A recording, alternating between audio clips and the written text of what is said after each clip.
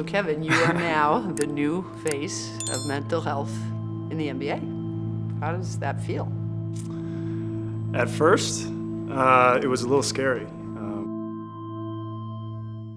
On November 5, 2017, in a game against the Atlanta Hawks, Kevin Love had a panic attack. For the first half of the game, he was feeling very different and his play was off. He just couldn't catch his breath. So, he went back to the locker room and just lay there on the floor. He didn't know what was going on. This was happening to him for the first time, so the feeling was foreign to him. He felt like he was having a heart attack. He felt like he was going to die. This experience opened the door for Kevin Love to once and for all tackle his mental health problems. He started to look back and wonder what he was really feeling and why he was feeling these certain things. So, he sought a therapist. At first, he was skeptical about the whole thing. That mentality of handling things by yourself still perpetuated. The whole culture of men dealing with things by repressing intrusive thoughts and uncomfortable emotions was still there. But as he continued his therapy, he realized one thing, which he stated in this article. I think it's easy to assume that we know ourselves. But once you peel back the layers, it's amazing how much there is still to discover. To add to that, he also stated, the biggest lesson for me since November wasn't about the therapist. It was about confronting the fact that I needed help. Slowly, Kevin Love was able to talk about his mental health problems. Being an NBA player and a celebrity, it opened up a national conversation. Kevin Love started to share his story by releasing his own piece in the Players Tribune entitled, Everyone is Going Through Something. He made the rounds online and on TV too, granting interviews with ESPN, USA Today, and other media outlets.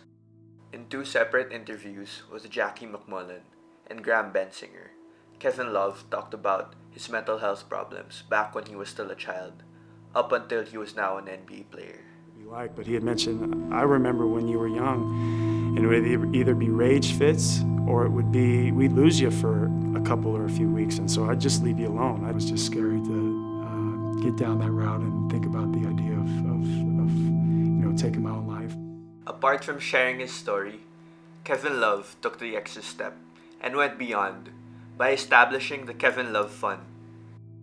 It was a movement that focused on education, research, and grant making for both mental and physical health.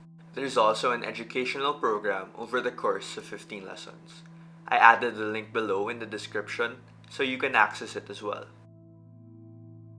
So to wrap it all up, Kevin Love has indeed become a beacon for athletes.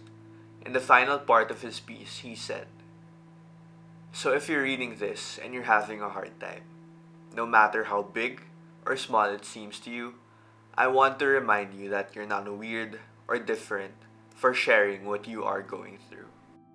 Kevin Love has indeed touched the lives of many people, not just athletes, but even ordinary people as well. And for that, I just want to thank Kevin Love for his continued efforts to help people. And so my message to all of you watching is that it's okay to ask for help. It's also okay to not be okay. To echo what Kevin Love said, you're not weird or different for sharing what you're going through. We are all just human beings and we are not perfect. But that doesn't mean that we cannot try. We do have the power to improve. And although it will be a tough and challenging process, I do believe that it does get better.